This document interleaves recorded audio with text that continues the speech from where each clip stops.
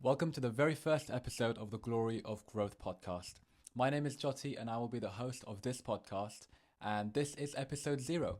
Episode 0 is where we're just going to talk about the foundations of Glory of Growth, about my story and why I started this, and exactly what you can expect to hear from this podcast. In essence, the Glory of Growth podcast is a home for anyone who believes in the unlimited potential in themselves, in others, and in the human experience, and know deep down that life is supposed to be much more than the limits that we're taught to believe. In this episode, you'll hear the origin story of Glory of Growth, the mission and the motivation, and also what you can take from the podcast as well. And then I'll tell you about my story, why I started this podcast, and where I am today, and what I do. But before we get into all of that, let me tell you exactly what to expect from the Glory of Growth podcast. The idea behind the Glory of Growth podcast is the obsession with one question: are we living to our full human potential? And the aim of each episode is to open doorways to deep self-reflection so you can step into a life of true liberation. The episodes will include topics such as authentic self-expression, human potential, identity and conviction through a combination of different lenses such as psychology, physiology, neuroscience, and esoteric teachings. The podcast will go through a natural evolution over time, but what you can expect is a mixed bag of casual conversations, interviews, and solo episodes. So what exactly is Glory of Growth? Here are the core philosophies behind Glory of Growth, which will help you understand exactly what we stand for. Number 1, being human is not a bad thing. From what I've seen, we live in a world today where it's almost not okay to be a human being, which sounds weird to say, but being human has more and more negative association to it. The question is, okay, well, if you're not a human, then what are we? Well, that's exactly right. We spend so much time talking down on the human experience, the things that happen in life, and what life is supposed to be about, where I feel like we've lost touch with the one core truth, which is human beings are inherently powerful and we control the life that we want to live. And the glory of growth is not about becoming somebody else. It's about remembering and embodying who we truly are as a species, as a collective, as individuals in society at its core. The second core philosophy of Glory of Growth is that most struggling comes from confinement, not weakness, because of our conditioning, because we've learned to doubt our intuition and we've been taught to silence our true voice. That is what causes struggling, is the suppression of expression, not because human beings are designed to live a life full of suffering and pain. And my goal with this podcast is to bring light to the cages that we put ourselves into and help break out of those cages. Because I refuse to live a life where the world wants to shrink the human experience rather than expand it. The third core philosophy: growth is a sacred, lifelong process of becoming. A lot of times there can be a misconception of the personal growth journey that there is some sort of destination. I think we've come to a point far enough now that most people realize, or at least people who have some sort of self-awareness, we've come to a point where we realize that there is no destination. But the question is, to what extent do we really believe that? And what this philosophy is about is realizing that growth is about unfolding of identity, awareness, and truth. And the most beautiful thing about this is that everyone that you see is in different stages of that growth cycle. And there's no hierarchy. Everyone is just on a different stage. And no matter who you meet, no matter where you go in the world, no matter what, everyone is growing in one way or another. Some people might be growing quicker than others.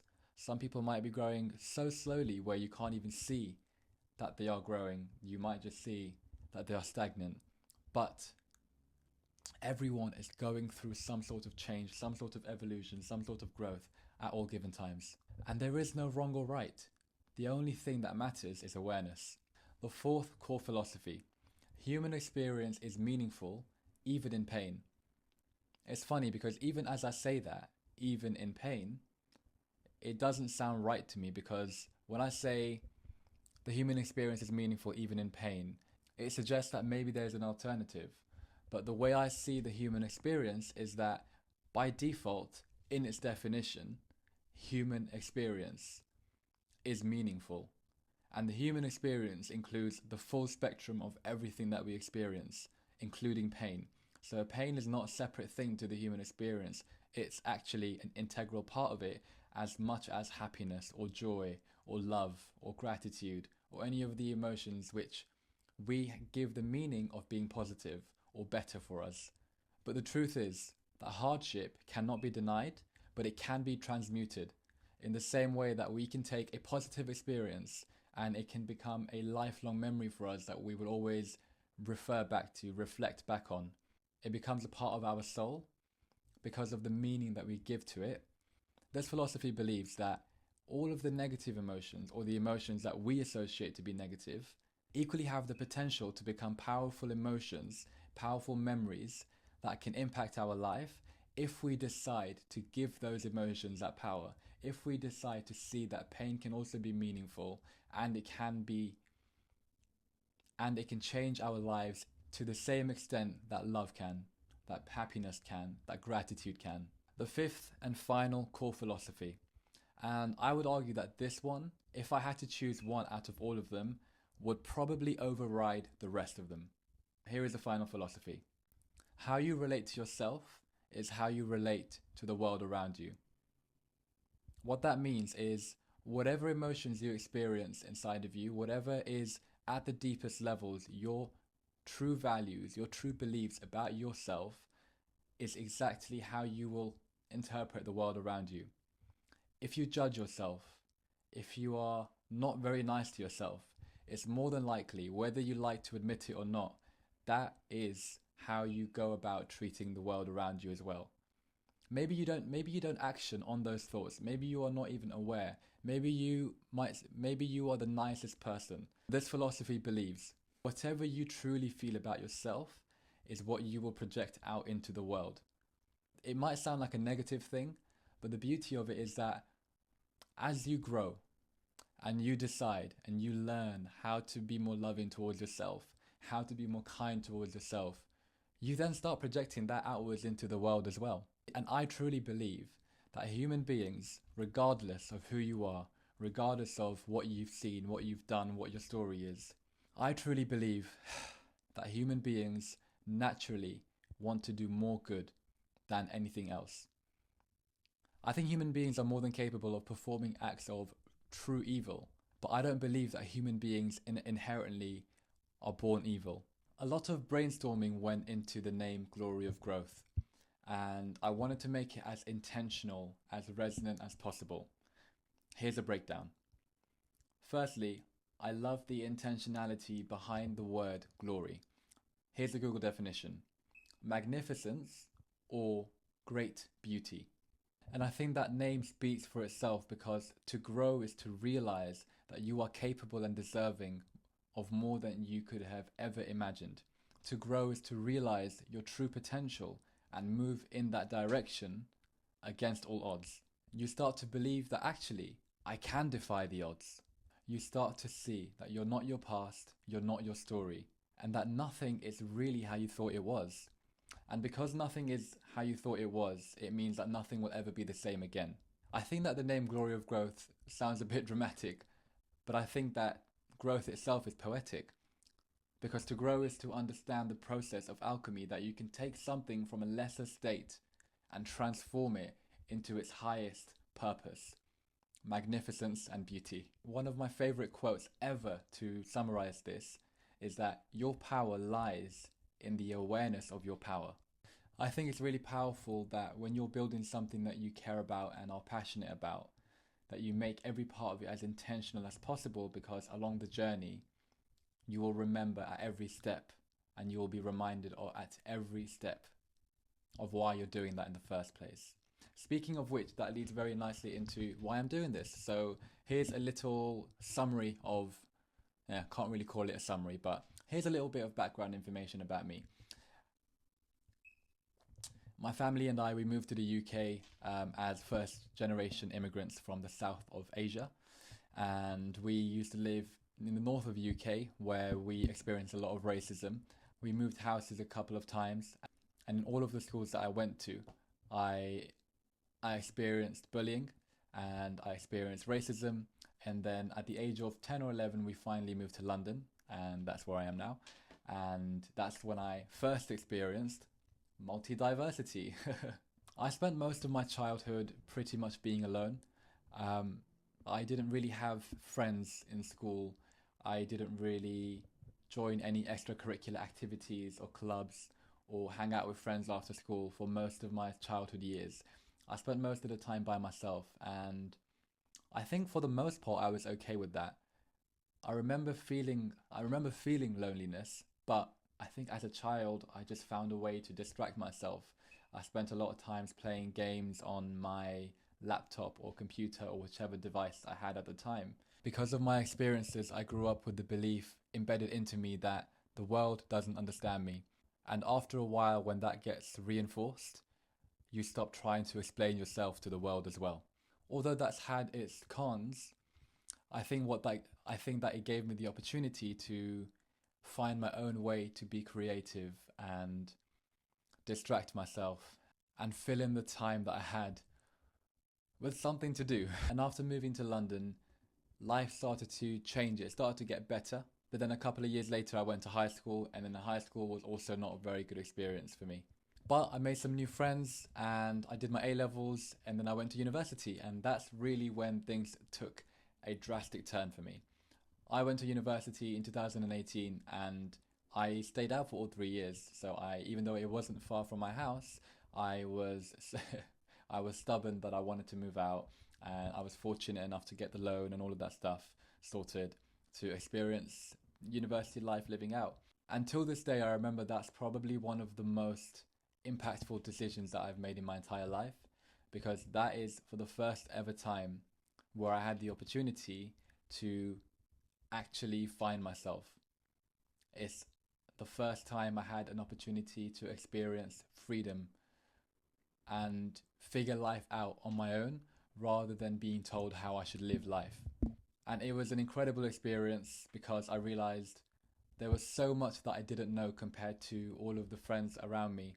But I also realized because I had a very different experience to a lot of people around me, I had the enthusiasm and the opportunity to make the absolute most out of that experience and to experience life in a new way that I had never known before. And that is when my self-development journey started. It's the first time that I saw the potential of what life could be like for me. Growing up, I had always looked at photos of cars and mansions. I probably was obsessed with cars and had a love for cars before I even understood how money properly worked. Cars and mansions is something which was deeply embedded into my brain.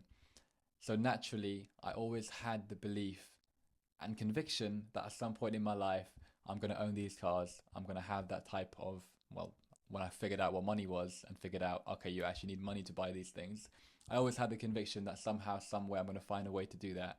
So naturally, I always had a very entrepreneurial spirit because I was always looking at ways how I can make money. I was a kid who was selling sweets to the kids in class. It didn't last very long, but point being, I've dabbled in so many different things, and I was always curious. I was always a risk taker, and I enjoyed trying different things. And I knew after uni, that's what I wanted to do. Even though I went down the traditional path of going to university, getting a degree, I always knew that it was more for the experience rather than I'm going to live a life of corporate world and climb up the ladder. So naturally, after university, I decided that I'm going to start an Amazon FBA business. I was fed up of saying I'm going to make money and I'm going to try different things, even though I had already tried different things. The mind convinces you otherwise. And I'm going to make £10,000 a month. I took a very dramatic risk where I left my job, which was a part-time job I was doing at the time. I cut myself off from all of my friends, and I had borrowed £15,000 from banks, from family, from friends in total to make this work. I had done all the research, and it was going to take 6 months to start making money. Brilliant. I started getting impatient, and I decided halfway through that let's start another business because I'm not going to need most of this money until the latter end of the 6 months. So I can start this other business, which is something that I wanted to do for a long time as well. I can figure the cash flow out. It's not going to be a problem.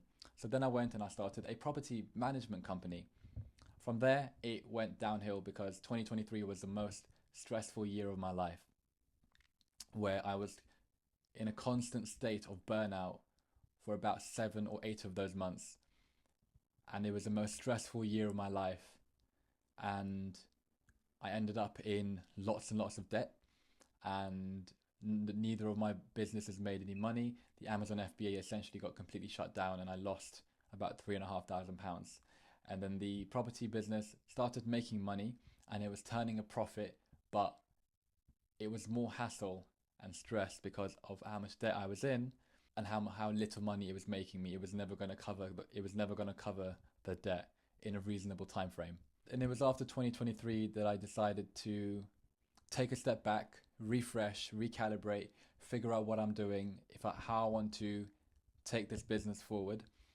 And then it was after that I had my spiritual awakening. I won't go too much into this for now, but this is where the spirituality part of my journey started.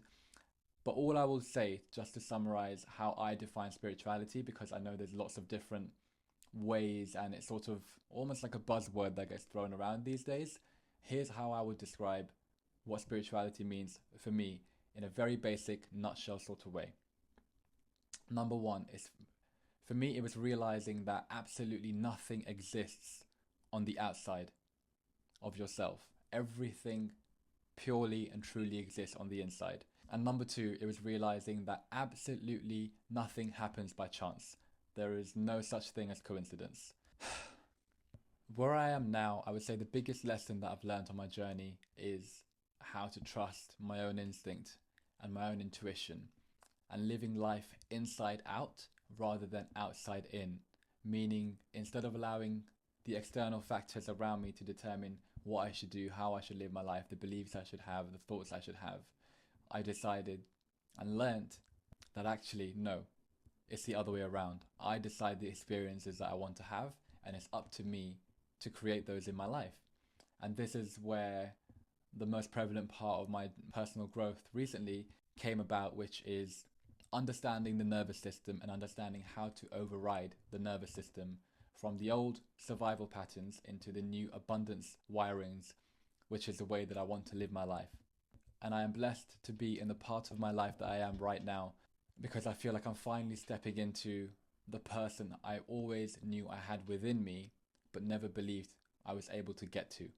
I made a lot of turns in my life because it didn't feel right for me at the time, but I always knew that I had to keep making those turns no matter how painful it was, to feel like I was constantly starting from scratch over and over again, to get to a point now where I truly feel like I am the most embodied version of myself, investing my time, effort into something that I truly care about and I know will make an impact on the world.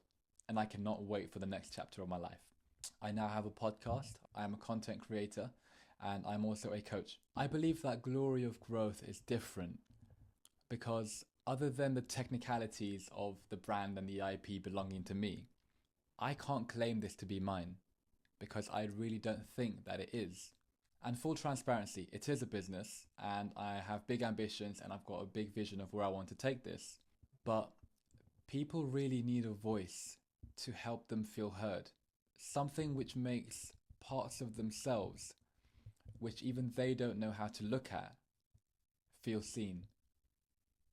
There is something truly magical about someone like me being on the journey that I've been on, expressing my voice, knowing that it might make someone else feel safe enough to believe that it's okay for them to also express that part of themselves.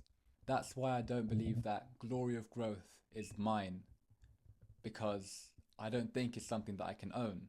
I think that it's a resonance, it's an energy. And that's actually exactly why I wanted to start a podcast. When I truly started delving into self-development back in 2021 or 2022, the first thing that I became obsessed with was podcasts. It was specifically Tony Robbins and then Gary Vee and then Jay Shetty and then Stephen Bartlett. But it was podcasts that I started with. And I was in a period of my life where I had the opportunity to listen to a lot of podcasts because of the time that I had and the type of job that I was doing. I spent 2 or 3 years listening to hundreds and hundreds of podcasts. And I didn't realize at the time, but I was conditioning my mind at a time of my life where things felt more difficult, where things were harder, and motivation and hope was harder to get a grasp of. But I would listen to these podcasts of my heroes, like the people that I mentioned, and I would just be blown away. I would be in absolute awe of how it would make me feel inside, and the fact that someone could be sitting there in front of a microphone, just talking like they're having a conversation with a friend, and expressing these deep, beautiful parts of themselves, which in the world we live in, we barely hear because we don't live in a world where we go around and hear depth on a daily basis. I would be blown away by how someone can do that, and it inspires me to be a better version of myself, and it activates the impact that I want to have on the world, and it activates the dreams that I have. Before I wanted to be a content creator, before I wanted to be a coach, before I wanted to be a public speaker, all I wanted to do was have a podcast. And it's taken me long enough to get there. But today is an exciting day, even though getting to this point has been so stressful, and I've delayed it and pushed back, and I've gone back and forth with the conflict in my head so many times. Today is an exciting day because today is when it becomes real, and I realize how that impact is like a domino effect. And I'm so excited to be here. And if any part of this podcast resonated with you, I would love to know. Please drop me a message, please comment, please share it with anyone else who you think could resonate with any part of this podcast. Spotify now have an option where you can actually select from which time frame you want to share the podcast, which is brilliant. So if there's a specific part of the podcast, you can actually share a specific time frame as well. But I appreciate you being here. Thank you for listening to episode 0 of the Glory of Growth podcast. That's crazy. Oh, about time, Jots.